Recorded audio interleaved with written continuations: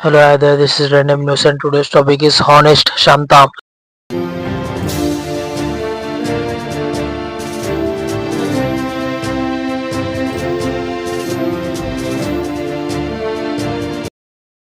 Let's invite Shanta Gokhale ji to the stage to accept the Crossword Books Lifetime Achievement Award, and with that veteran generation author Bhashi Kakaria introduced the veteran cultural stalwart on stage amidst a standing ovation from the who's who of India's literacy circles who were in full attendance at the launch of an Andheri 5-star last month. But prior to that, Karkaria in her warm, charming and typically witty introduction to her longtime friend spoke from a space of familiarity, warmth and great respect for her celebrated diverse body of work. As a writer, theatre person as well as translator, she gave the audience an insight into their bonding over culinary exploits, where she reminds about being thrilled to drop over at home where she enjoyed Gokale's Hungarian roulade as much as her Maharashtrian pohe. Thank you, Shanta, for your friendship was the landed warm hearts of the most before she handed over the trophy to her friend of many decades. If the literary community in the city was yearning from that classic photo op moment, this was his. Next, the host Rishikesh Kannan invited Shanta Taya. She is fondly referred to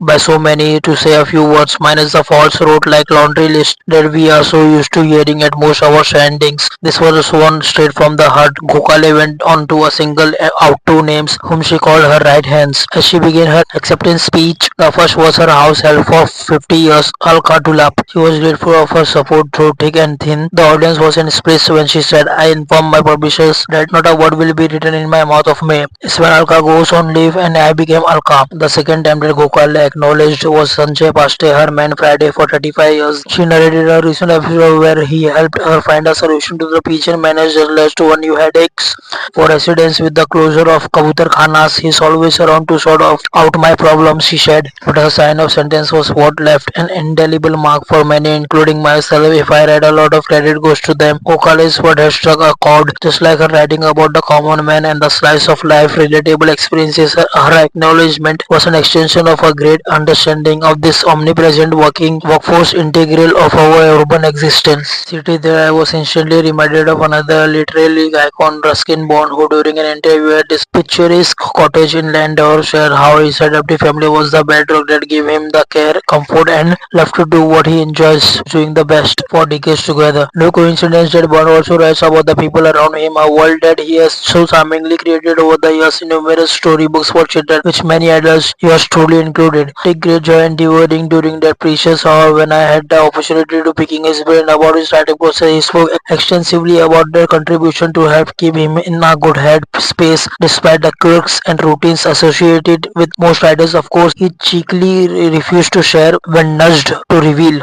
More recently, during an interaction with Gokhale, who had contributed towards an anthology of Mumbai-centric stories, The Only City, she mentioned how the particular short story she had written for the book was deeply connected to one of the part of the city, Shivaji Park, where she had lived all her life. She wasn't referring to the new Shivaji Park of glass towers, but the old Art Deco residence with open balconies inhabited by the middle class and the busy chores where its common corridors were inhabited by the lower middle class. The chapter, she said, was a tribute to the lower middle class in particular who had always interested in her. Those words came back to me as I sat there listening to her honor existence of those two special people in the life. It took Shanta Gokhale to remind me of the special people in my life who continue to make mine easier. I am sure each of you too will have Ehsas and Sanjays in your lives. Despite being in the periphery of your working life, your boardroom decisions and other key moments that play silently an equally important role to help join the dots to let you exist and carry on with your daily hustle. Go ahead and give them your mini acceptance speech. Tell them about what their contribution means to you and watch a big wide smile light up their faces. For them, it will be like receiving a lifetime achievement award.